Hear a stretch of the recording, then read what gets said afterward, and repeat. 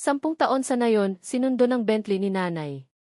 Iniwan ako ng sarili kong ina sa isang maliit na nayon sa bundok sa loob ng 10 taon. Sino ba namang mag-aakala na pagkatapos ng 10 taon, susunduin ako ng nanay ko na nakasakay sa isang Bentley? Hindi lang niya ako binigyan ng mamahaling kotse. Dinala niya ako para tumira sa isang malaking mansyon. At nagkaroon pa ako ng 5 mapuputi at magagandang ate. Noong 7 taong gulang ako. Ang iresponsable kong ama ay nangaliwa dahil sa pag-ibig. Buong tapang siyang umalis na walang dala at nakipaghiwalay kay nanay. Agad namang ibinenta ni nanay ang bahay.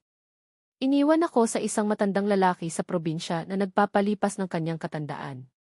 At siya naman ay pumunta sa Beijing para makipagsapalaran. At ang pakikipagsapalarang iyon ay tumagal ng 10 taon. Ngayon, bigla na lang bumalik si nanay na nakasakay sa mamahaling kotse. Ang layunin niya ay dalhin ako sa Beijing para magkaroon ng magandang buhay. Sa buong biyahe, wala kaming imikan. Napahinto si Wang Lia. Sa kamarahang nagsalita, Xiao Yu o anak. May mabigat na dahilan si nanay sa mga nagdaang taon. Naiintindihan mo naman si nanay, hindi ba? Opo, naiintindihan ko. Tahimik akong tumango. Sa isip ko, mahirap bang maghanap ng pangalawang asawa kapag may anak na lalaki? Siyempre naman, Xiao Yu. Salamat sa iyo. Sa hinaharap, sisiguraduhin ni nanay na mababawi ko ang lahat ng pagkukulang ko sa iyo. Nang marinig iyon ni Wang Lia, agad na mula ang kanyang mga mata. Pagdating sa airport, nakangiti niyang tinapik ang balikat ko. Napagod ka siguro sa biyahe. Gutom ka na rin, no? May oras pa bago ang ating flight. Dadalin muna kita kumain. Ito ang unang beses kong makapasok sa airport sa loob ng 17 taon. Dinala ako ni Wang Lia sa isang restaurant. Naupo kaming mag-ina sa tabi ng bintana. Nag-isip ako sandali. At naglakas loob na magtanong. Kumusta ka nitong mga nakaraang taon? Sandaling natahimik ang paligid. Natigilan si Wang Lia. Tapos ay ngumiti ulit. Mahirap noong mga unang taon. Pero okay na ngayon. Masasabi kong pagkatapos ng hirap, ginhawa naman. Nanahimik ako ng 2 segundo. Saka mahinang tumugon ng tiinan. Unang beses kong sumakay ng eroplano. Nang lumipad na ang eroplano, pinagmasdan ko ang mga gusaling unti-unting lumalayo sa bintana. Hindi ko maipaliwanag ang nararamdaman ko. Nawala na sa paningin ko ang mga gusali sa labas ng bintana. At napalitan ito ng makakapal na ulap na parang dagat ng niebe. Ang sikat ng araw ay marahang tumatama sa dagat ulap. Habang aliw na aliw ako sa ganda ng tanawin sa labas. Marahang tinapik ni Wang Lia ang balikat ko. At iniabot ang isang tablet. Xiao Yu. Nandito lahat ng bagong impormasyon tungkol kay nanay. Basahin mo itong mabuti. Mas maganda kung matatandaan mo ang mga hilig at ugali ng bawat isa sa bahay. Para mas mabilis kang maka-adjust sa bagong environment. Sige po, Nay. Tumango ako. At tiningnan ang tablet na hawak ko. Bumungad sa akin ang isang maayos na ginawang isi. Na maihalos 100 pahina. Medyo nagulat ako. Sinimulan kong basahin ito ng seryoso. Pagkatapos kong basahin, medyo komplikado ang naramdaman ko. Ang pangalawang pamilya ng nanay ko. Mukhang marami silang miyembro. At parang lahat sila ay matagumpay. Ang lalaki sa pangalawang pamilya ni nanay ay si Lin Chengjun. Kasalukuyan siyang maagang retirado. At naglilibot lang kung saan-saan. Ang dati niyang asawa ay namatay sa cancer 3 taon na ang nakalipas. Walang anak na lalaki sa pamilya, 5 lang silang babae. Ang panganay ay nasa finance. Ang pangalawa ay doktor. Ang pangatlo ay photographer. Ang pang-apat ay guro. Tungkol naman sa bunso. Ang bunso ay isang sikat na artista sa showbiz. Anong klaseng yaman at estado kaya ang meron ang ganitong pamilya? Narinig kong maraming patakaran sa mga malalaking pamilya. Mas lalo kong sineryoso ang pagbabasa ng isi. Pagkatapos ng 1 oras at kalahati, ligtas na lumapag ang eroplano. Paglabas naming 2 sa airport, may batch na naghihintay sa labas. Papunta na sana kaming mag-ina kay Wang Lia sa kapitbahay. Nang biglang may tumawag sa telepono na nakaistorbo sa aming lakad. Pagkatapos niyang sagutin ang telepono, tumingin sa akin si Wang Lia na puno ng paghingi ng paumanhin. Xiao Yu, ang magiging roommate mo sa bago mong paaralan para sa susunod na semester. Kailangan kong personal na tingnan. Okay lang ba kung mauna ka nang umuwi mag-isa? Tumango ako. Hindi nagtagal, huminto ang sasakyan sa harap ng isang villa sa paanan ng bundok. Dahan-dahang binuksan ng driver ang pinto para sa akin. Young master, pwede na po kayong bumaba. Sa ganitong oras, dapat nasa bahay na ang panganay na miss. Sige, salamat. Tumango ako at bumaba ng sasakyan. Tiningnan ko ang villa na 4 na palapag. At parang kastilyo ang pagkakagawa. Kahit handa na ang loob ko, hindi ko pa rin napigilang mapasinghap. Ang galing ni nanay. Sabi nila, fishing for the rich man, fishing for the rich man. Mukhang ang pangalawang pag-ibig ng nanay ko ay hindi lang basta mayaman, kundi sobrang yaman na parang may diamante pa. Humugot ako ng 2 malalim na hininga. Unti-unti akong naglakad papunta sa nakasaradong gate. Akmang kakatok na sana ako. Nang biglang kusang bumukas ang gate, bumungad sa akin ang isang napakaluwang na pasukan, entrance hall foyer. Sa kaliwa ay may isang malagong money tree. Sa kanan naman ay isang kalahating pader na kabinet para sa sapatos at bag. Maingat akong nagpalit ng tsinelas at nagpatuloy sa pagpasok. Ang sala sa unang palapag ay napakaliwanag. Sa sofa sa sala ay may nakaupong babae na nakatalikod. Nakasuot siya ng brown na shirt-blouse at nakatali ang buhok niya ng lastiko. Sa likod pa lang, mukhang hindi siya basta-basta. Humugot ako ng malalim na hininga bago lumapit sa babae at nagsalita, hello. Nang lumingon ang babae, Lin Yu, para tingnan ako. Hindi pa nawawala ang inis sa kanyang mga mata. Pero mabilis din siyang nakabawi. Itinuro niya ang katabing sofa. At sumenyas, gamit ang bibig na umupo ako. Doon ko lang napansin na nakasuot pala siya ng earphones. Mukhang may meeting siya. Umiti ako sa kanya ng may hiya. At masunuring umupo sa itinuro niyang lugar. Maya-maya, may katulong na nagdala ng isang basong tubig. Ayokong maistorbo ang babae sa harap ko. Kaya mahina lang akong nagsabi ng salamat. Naalala ko ang nakasulat sa TV tungkol sa panganay na kapatid na si Lin Yu. Umupo ako ng diretso at matyagang naghintay na matapos ang kanyang meeting. Umabot ng mahigit 1 oras ang paghihintay ko. Tinanggal niya ang earphones. Tiningnan ako mula ulo hanggang paa. Bago marahang nagsalita, anak ni Auntie Wang. Opo, ate. Hello. Ako po si Wang Yu. Masunurin akong sumagot. Maganda ang unang impresyon ni Lin Yu sa akin. Nang makita niyang kinakabahan ako, marahan siyang nagsalita, huwag kang masyadong mailang. Ituring mo itong sarili mong bahay. Ang kwarto mo ay nasa 3 floor, West Wing. Sa East Wing nakatira ang tatay ko at si Auntie Wang. Pwede kang pumunta kahit saan sa bahay. Pero ang 4th floor ay espasyo naming 5 magkakapatid.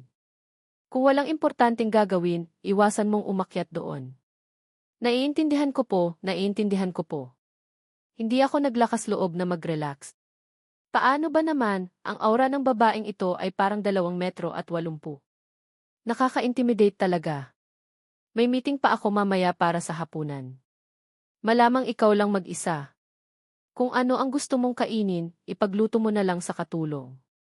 Sabi ni Lin Yu habang inaabot sa akin ang isang card. May 1 million dito, ito na ang welcome gift ko sa'yo. Bago ka mag-graduate at magtrabaho. May 100,000 kang allowance kada buwan na papasok sa card na ito. Kung may kailangan ka o wala, mas mabuting huwag mo akong abalahin. Sa pamilya namin, ang patakaran ay pagkatapos mag-graduate, kailangan mong magsikap para sa sarili mo. Kung ano man ang kahihinatnan mo sa hinaharap ay depende pa rin sa sarili mo. At isa pa, tandaan mo ito. Ang patakaran ng pamilya Lin ay magkaisa laban sa mga tagalabas. Ang mga taong may masamang intensyon ay palalayasin sa bahay na ito. Nang marinig kong magkakaroon ako ng 100,000 na allowance kada buwan.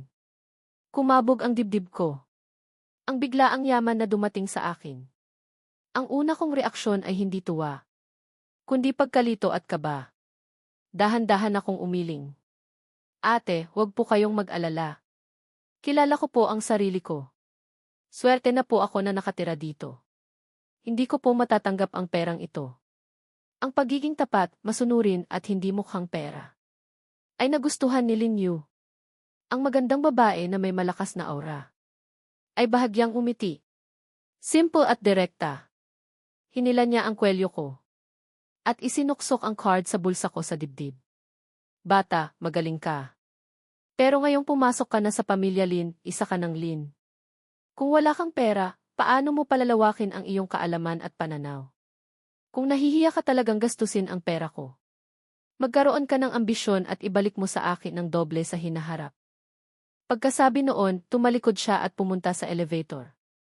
Pinindot ito at pumasok. Habang pinagmamasdan ko ang elevator na umaakyat. Tumingin ako sa card sa bulsa ko. Hindi ko alam kung anong ekspresyon ang dapat kong ipakita. Pero nakahinga ako ng maluwag. Nakasulat sa ZE na si Lin Yu ang pinakamahirap pakisamahan sa pamilya Lin. Dapat ay iwasan ko siya hanggat maaari. Binuksan ko ang tablet at binura ang linyang iyon. Sa tingin ko naman, ang mga taong prangka at hindi paligoy-ligoy ay mas madaling pakisamahan. Ang hapunan ay tulad ng sinabi ni Lin Yu. Walang ibang umuwi sa bahay para maghapunan. Ako lang mag-isa. Nagpaluto na lang ako ng kahit ano sa katulong. Pagkatapos kumain, nagsuot ako ng sapatos at lumabas ng villa para maglakad-lakad. Villa area nga naman. Ang mga halamanan ay amoy pera.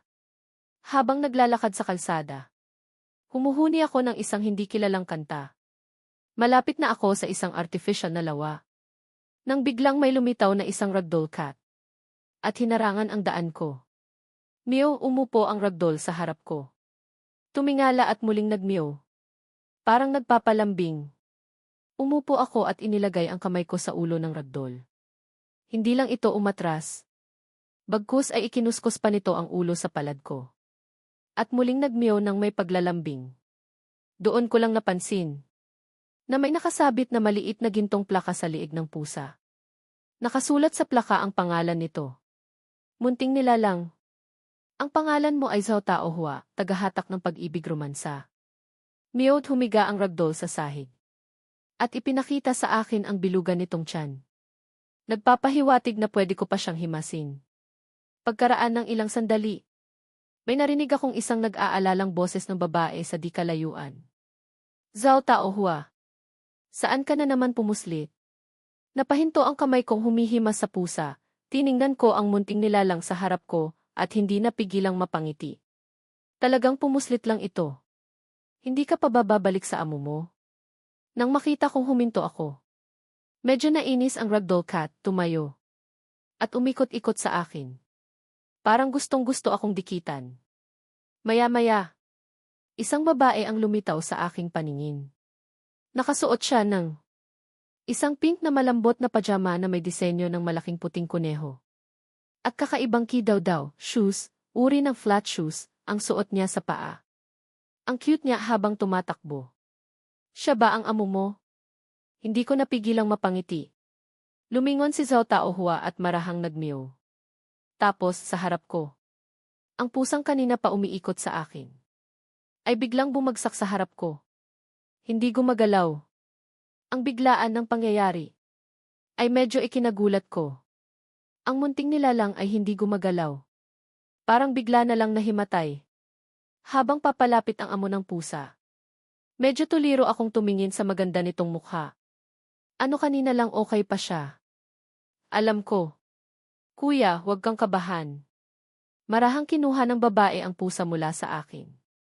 Zhao Taohua, huwag mo akong piliting saktan ka, sabi niya sa pusa. Ang ragdoll cat na kanina ay hindi gumagalaw ay biglang dumilat. Nahanap ang pinakamalambot na parte sa kandungan ng babae. Nagkuskos at muling nagmeow ng masunurin. Pakiramdam ko, nagkatawang tao na yata ang pusang ito. Nang makita ito ng babae, bumalik sa pagiging matamis at malambing ang kanyang boses. Pasensya na, ha? Ang pusa ko, kapag nakakakita ng gwapo, mahilig magpatay-patayan at magpa-cute, literal na imang frame, pero dito ay parang nagpapakit nagpapansin. Ikatlong tao ka na niyang nabangga ngayong buwan.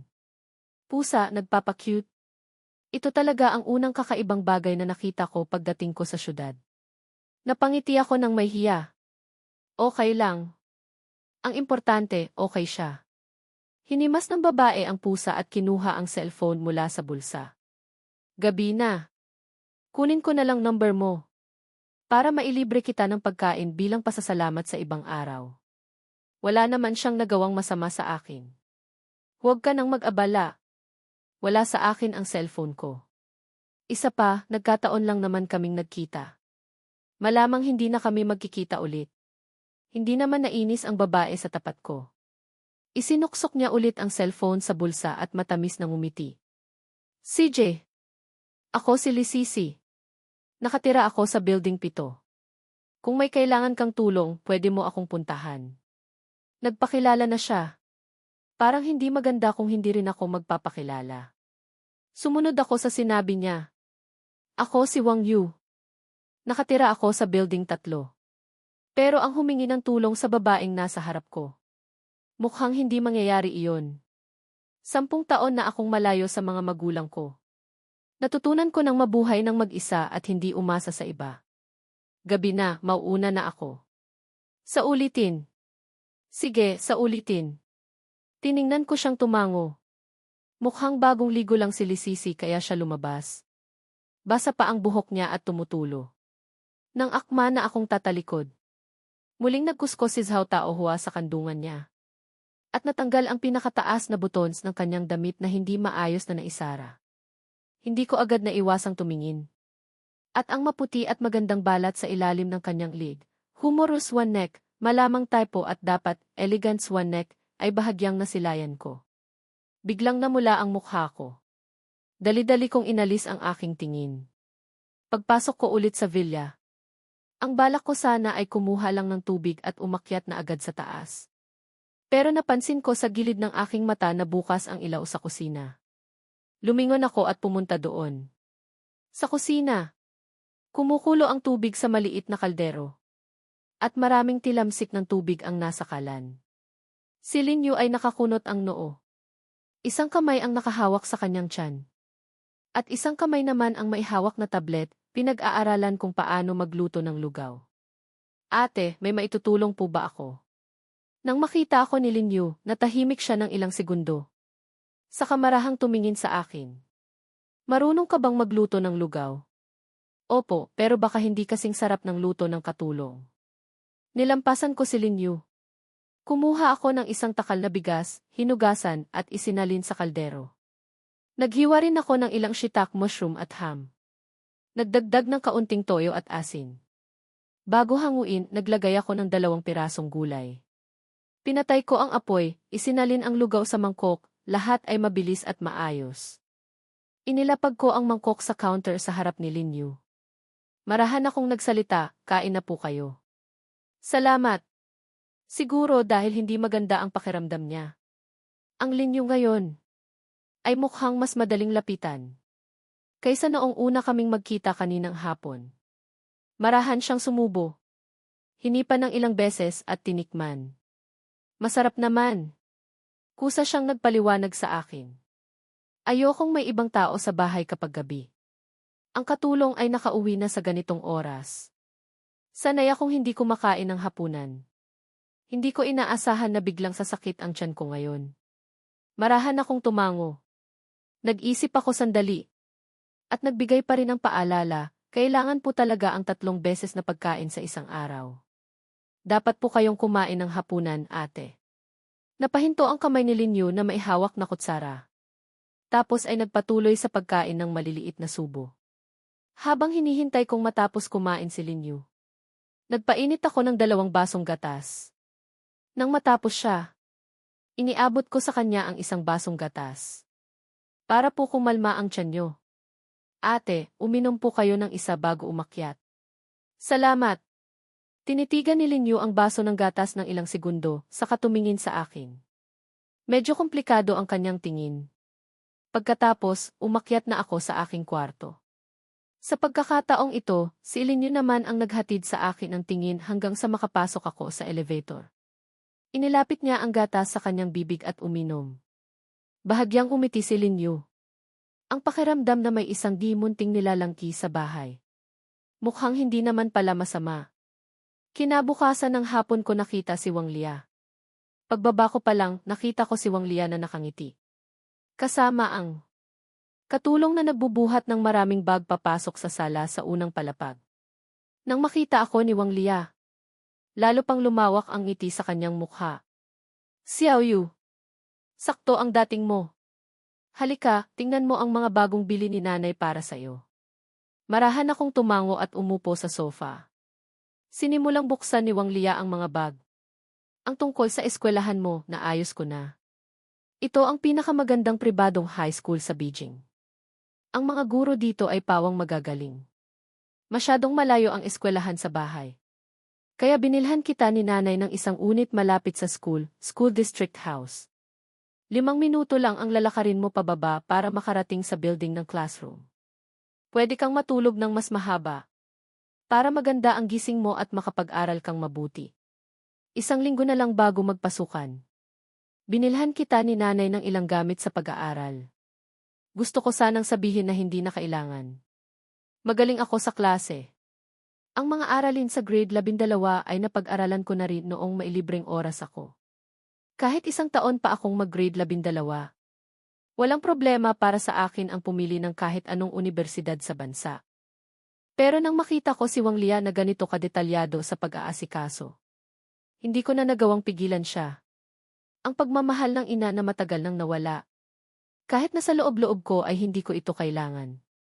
Pero noong tunay ko na itong naramdaman, hindi ko pa rin maiwasang naisin ito. Sa 3K floor. Si Lin Yu, na hindi sinasadyang nakita ang madamdaming eksena ng mag-ina, ay may bahid ng inggit na dumaan sa kanyang mga mata, ngunit mabilis din itong nawala. Sa hapunan ko nakita ang padre de pamilya ng bahay na ito. Ang kainan na dati ay para sa 1 tao lang ay naging para sa 4 na. Ang hapunan, natural lang, ay naging isang malaking handaan. Si Lin Chengjun ay 50 taong gulang. Maganda ang pangangalaga sa sarili. At mukhang mabait din. Ang pamilya Lin natin, matagal nang mas maraming babae kaysa lalaki. Sa wakas, nadagdagan na rin ng konting iyang positibong enerhiya lalaki. Nakangiting nagbiro si Lin Chengjun. Saka tumingin sa akin at nagpatuloy, Xiao Yu. Simula ngayon, pamilya na tayo. Kung may kailangan ka, sabihin mo lang kay Tito, huwag kang mahihiya. Salamat po, Tito. Habang tinitingnan ako ni Lin Chengjun, tinitingnan ko rin ang lalaking nasa harap ko. Hindi na rin bata si nanay. Ang ugali ng pangalawang pag-ibig niyang ito. Bilang anak niya, kailangan ko pa ring bigyang pansin. Nakangiting tumingin si Wang Lia kay Lin Chengjun at nagsalita. Chengjun, kumain na muna tayo. Huwag nating pagutom ang mga bata. Tumango si Lin Chengjun. At magiliw na nilagyan ng pagkain si Lin Yu at ako. Halina kayo, kumain kayo ng marami. Lalo ka na, Xiao Yu. Narinig kong grade 12 ka na raw sa pasukan. Kailangan mo talagang magpalakas. Salamat po, Tito. Salamat po. Halos sabay kaming nagsalita ni Lin Yu. Nga pala, Xiao Yu, bago ka palang dito. Sa ibang araw, bibigyan ka ni Tito ng sports car bilang regalo. Isa pa, mayroon akong isang bote ng red wine na matagal ko nang ayaw buksan. Ngayon, bubuksan ko para sa ating lahat para mag-celebrate. Sabi niya, tumayo at dumiretso sa wine cellar sa basement. Doon ko lang inalis ang tingin ko at napatingin kay Lin Yu sa tabi. Si Lin Yu ay nakatitig sa pagkain sa kanyang mangkok. Ang dati ng malamig niyang mukha ay lalo pang sumimangot. May 2 mani sa ulam. Bigla kong naalala na allergic si Lin Yu sa mani. Mukhang ang lalaking ito na retirado na at laging naglilibot. Ay talagang hindi alam ang bagay na ito. Ate, hindi ko pa po nagagalaw itong kanin ko. Kung okay lang po sa inyo, magpalit na lang po tayo. Biglang naputol ang pag-iisip ni Lin Yu. Nang tumingin siya sa akin, may bahid ng pagkalito. At may komplikadong emosyon ding dumaan sa kanyang mga mata. Kahit itong batang kararating lang sa bahay nang wala pang 2 araw, ay nalaman na hindi siya pwedeng kumain ng mani. Pero ang lalaking halos 30 taon na niyang ama, ay hindi ito maalala. Kung dati, sa mga ganitong pagkakataon, Agad na siyang iiwan ang mangkok at aalis. Pero na-predict na ng bata. Ang prediction niya. Ang paalala niya na baka sumakit ang tiyan niya kung hindi siya maghahapunan. Medyo lumambot ulit ang kanyang ekspresyon. Hindi na kailangang mag-abala. Kumain ka lang ng maayos. Julie, o pangalan ng katulong, pakikuha mo ako ng bagong kanin. Matapos ang maliit na insidente tungkol sa allergy ni Lin Yu sa mani, naging maayos naman ang atmosfera. Ang bote ng Roman Conti na nagkakahalaga ng mahigit 3 milyon. Maliban sa tig-isang baso sa simula, ang natira ay napunta lahat sa tiyan ni Lin Chengjun. Mukhang mahilig uminom si Lin Chengjun. Hindi gaanong kumain. Sa kalagitnaan ay uminom pa ng 2 bot ng white wine. Sa huli, nalasing niya ang sarili. Pinahatid ni Wang Lia sa katulong si Lin Chengjun sa taas.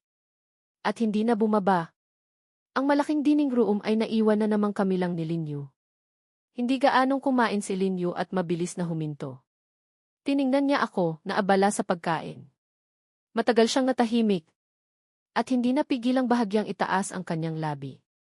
Maganda ba ang relasyon niyo ng nanay mo? Napahinto ako sa pagkain. Dahan-dahan akong sumagot sa kanya, 10 taon ko na siyang hindi nakikita. Ngayon ang pangatlong pagkikita namin pagkatapos ng maraming taon. Medyo nagulat si Lin Yu. 10 taon? Kung ganoon, sa ama ka lumaki nitong 10 taon. Umiling ako. Sa lolo ko ako sa labas, lolo sa nanay, lumaki. Nang tingnan ako ni Lin Yu, hindi niya napigilang lumambot ang puso. Mula ngayon, bukod sa nanay mo, mayroon ka pang ate. Kung may mabigat kang problema, pwede mong isiping lumapit sa akin. Pagkasabi noon, tumayo siya at umalis ng taas noo. Malapit na ang pasukan. Sa mga sumunod na araw, hindi na ako lumabas ng bahay. Bukod sa pag-aaral at pag-ehersisyo, wala na akong ibang ginawa. Si Lin Chengjun, pagkatapos naming magkita noong araw na iyon, ay umalis na ulit para magbakasyon. Sa pagkakataong ito, kasama niya si Wang Lia. Sabi nila, pupunta sila para manood ng aurora at mag-honeymoon. Sa villa, kapag araw, bukod sa katulong. Ako lang mag-isa. August 25. Bago pa tumunog ang alarm clock, nagising na ako, naligo at nag-ayos. Bakit ang aga kong nagising? Kasi halos hindi ako nakatulog buong gabi. Nagbihis ako at bumaba. Nakita kong maliwanag ang ilaw sa unang palapag. Nakaupo doon si Lin Yu at nagbabasa ng business newspaper. Ate, hindi ba't 9 oras ka pa pumapasok? Bakit ang aga mong nagising ngayon? Nangako ako kay Auntie Wang na ihahatid kita ngayon para mag-enroll. Kaya medyo maaga akong nagising. Hindi tumingala si Lin Yu. Kinuha niya ang kape sa mesa at uminom ng 2 lago. Tumingin sa relo. 6 oras 30 minuto pa lang. 8 oras 30 minuto pa naman ang enrollment. Hindi ko na siya binuking. Wala pa ang katulong. Sa ganitong oras, itong nasa harap ko ay hindi sanay sa gawaing bahay. Kaya dumiretso ako sa kusina. At naghanda ng sarili kong almusal. 7 oras 30 minuto, lumabas na kaming magkapatid. Dala mo na ba lahat ng gamit mo? Tingnan mo ulit ang student ID mo. Anong mga gamit sa pag-aaral ang? Hindi mo nadala? Ipapadala ko sa assistant ko. Busog ka na ba? Gusto mo? Dalhin pa kita kumain malapit sa school. Sa buong biyahe, si Lin Yu na dati hindi pala salita, ay biglang naging parang nanay. Hindi ko alam kung matatawa ako o maiiyak. 8. Papasok lang po ako sa school. Hindi po ako sasabak sa gyera. Paano ka ba kung mausap sa ate mo? Sinamaan ako ng tingin ni Lin Yu. Ako, na komportable na sa harap ni Lin Yu, ay nagpa siya ng sumuko. CJ. Kung ano po ang sabihin niyo, makikinig po ako. Muli akong sinamaan ang tingin ni Lin Yu. Sa pagkakataong ito, wala na siyang sinabi. Huminto ang sasakyan hindi kalayuan sa gate ng school. Bumalik sa pagiging malamig na babaeng boss ang boses ni Lin Yu. Bumaba ka na. Sige po, sa susunod na linggo. Ate, huwag po kayong kalimutang maghapunan. Hindi ko nakalimutang magbilin. Bago bitbitin ang bag ko at bumaba ng sasakyan. Pagsara ko ng pinto, pinaandar na ni Linyu ang sasakyan. Umusad ito ng ilang metro at muling huminto. Bumaba ang bintana. Tiningnan niya ako sa